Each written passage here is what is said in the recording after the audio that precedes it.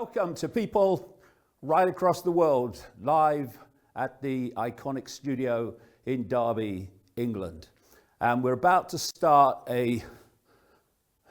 hours of amazing information to put into context what the bloody hell is happening in the world all around us. And where from here, of course, is a question that so many are asking, and we'll provide some answers as we go along. Where from here? Okay, understand why that's being asked it myself. But to understand where from here, we have to know where here is. Where from what here? Because the nature of the here, as we perceive it, is, as I say, the very foundation of the entire conspiracy, stopping us understanding that. While that which is manipulating us does understand that, and thus from that advantage, that massive advantage of knowledge, can manipulate the population while the population doesn't even know they're being manipulated because they don't know the techniques possible, because they don't understand the reality they're experiencing. And there's all these big solid buildings giving us the constant perception that we live in a physical world, a solid world that has empty space between the solidity. Well, in fact, as we look at the people of many and various kinds and cultures and backgrounds and colors and creeds, they are the solid people that walk around and interact with this solid world. That's the perception, that's the way that we experience reality from cradle to grave. But that reality is only the decoded reality of the five senses. The decoded reality. Just as a computer is decoding Wi-Fi into a very different form on the screen, as we'll see, so we are doing the same through the five senses. In fact, what we call the human world is not a place as such, it's a band of frequency. A band of frequency that these bodies, what I call biological computers, the senses I'm talking about, can decode into an apparent reality. Anything outside of that band of frequency, in other words, that band that the human senses can decode, is invisible to us. And if you say to people, when you look through your eyes, can you see everything in the space that you're looking at? The overwhelming majority say, yeah, don't be daft, of course I can. But actually, what we're perceiving is a tiny, tiny fraction, a laughable fraction of what actually exists in the, quote, space, more to know about that we appear to be standing within. So, beyond the limits, the decoding limits of the five senses, not least sight senses, lies infinity, infinite reality. All that is, has been, and ever can be, waiting to be experienced.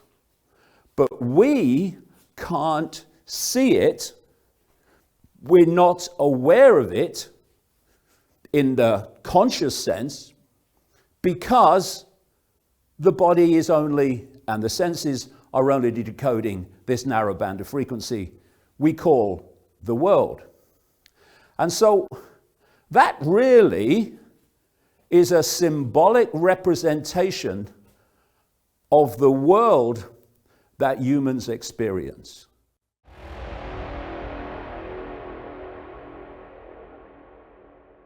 Welcome to part 2 of this live stream from the Ickonic Studio live in Derby, England. Now, in this section, having set the nature of reality, I'm going to apply it to the world of the five senses and all that's going on now. And I'm going to take it in to this whole nonsense that we've been subjected to. And here's a strange one. Well, it won't be strange to a lot of people watching this, but it will be strange to vast numbers of people around the world. We don't live in multi-party states with political choice. We live in one-party states where ultimately a force in the background is controlling all sides. If not directly, and mostly it's directly with the main parties, it's by the way that it imposes itself on smaller parties so that they have no chance of actually becoming more than a smaller party. And this is an example of it in America. America's a classic example of it. You've got a group in the Republican Party which became known as neocons, and they controlled the Bush administration with all the aftermath of 9/11 and all the wars in the Middle East generated by this cult, for this cult. And they controlled the Republican Party. And then in the Democratic Party, you've got another group, which I call the Democons. It's the same thing, it's just a different party by name anyway, which their job is to control that and control that presidency. So the current President Biden, well, the current figurehead they call Biden, and Obama will have been controlled by the Democons and the Republican presidents by the neocons. And then you go one step back into the shadows and you find the hidden hand, the cult, that's actually controlling both sides. So it doesn't matter who you vote for, the cult always gets in. That's the point, which is why political change is not the way that this is going to be brought down. It's going to be brought down by direct action from the people, bypassing political change, because politics is there to impose the will of the cult, not to overturn it. And so let's look at this cult in more detail. And I'll go through some of the history as we go along.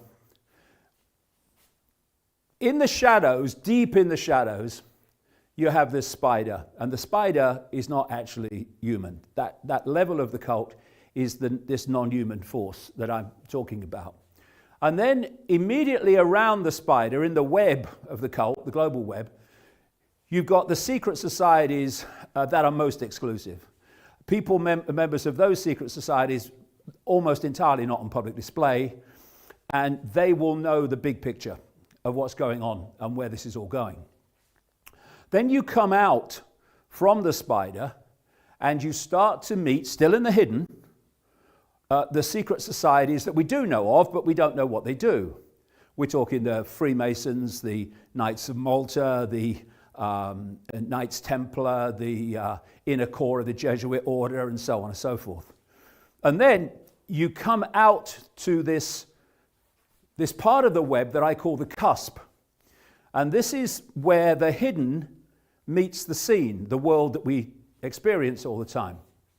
And these cusp organizations include the Bilderberg Group, the Council on Foreign Relations in America, the Trilateral Commission, the Royal Institute of International Affairs in London, the Club of Rome, and also in these cusp organizations is an explosion of what they call think tanks in every country.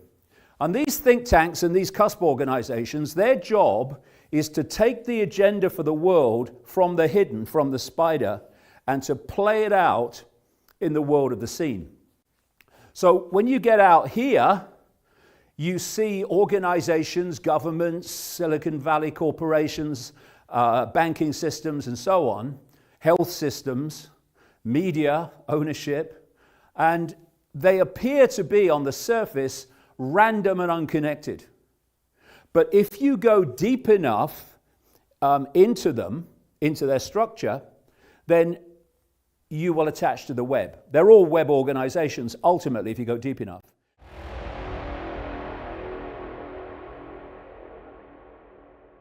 Welcome to the the final section of today's live stream, in which we will address where from here. And what's the answer? Well, how about removing the cause of the problem? You know, I hear all the time people say, what's the solution? But the world's kind of awash with solutions that lead to more problems that demand more solutions. The sensible thing surely is to remove the cause of the problem, and then the problem must go away because its cause is gone. And this is the cause of the problem. Human perception has conceded itself to a programmed sense of reality. This is the cause. This is removing the cause.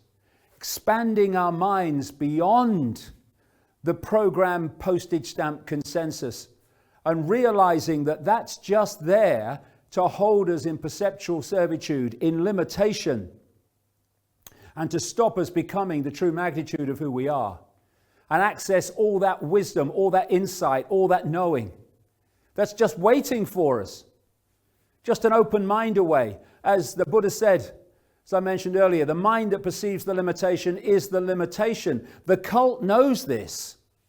It knows that if it can get us to think limitation, perceive limitation, we will experience limitation. We're imprisoned by walls because we believe in walls. Because we're taught to believe in walls. We're taught to believe in it's not possible. And behind it, driving it, is this Wetiko consciousness that can only control us by limiting our sense of reality and our sense of our own power.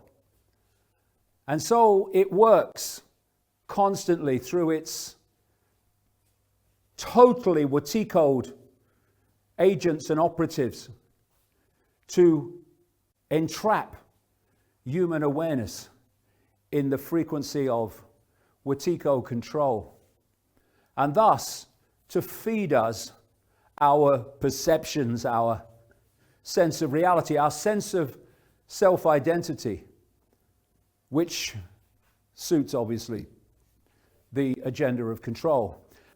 Wetiko is low vibrational consciousness. It resonates to the low vibrational emotional states of fear, of anxiety, of resentment, of revenge, all these low vibrational states. And because it's operating in those vibrational states, to get energetic sustenance, it has to absorb those frequencies because it cannot access higher frequencies because never the twain shall meet, like radio stations, as I mentioned earlier. And so to empower itself, it has to draw human consciousness into its frequency state, and the emotions and the thought patterns that we give off into its frequency state, so that actually we become the food source of Wetiko, the energetic source of Wetiko, by generating the frequencies of Wetiko. The only way to change anything for the better, do not fear to be eccentric in opinion, for every opinion now accepted was once eccentric. It's the mad people that have moved the world on. How do you know awakening people? They are sane enough to be crazy. The only way to deal with an unfree world is to become so absolutely free that your very existence is an act of rebellion. Exactly. We have this inversion where to be awake is mad, to be asleep is sane. And if we think we have to conform to be considered sane to those that are asleep, then where are we going? We need the courage to be ourselves. And you know, the cult is terrified of people awakening. It's terrified of humanity awakening because it knows its grip is so tenuous and only entirely depends upon humans staying asleep and in perceptual servitude.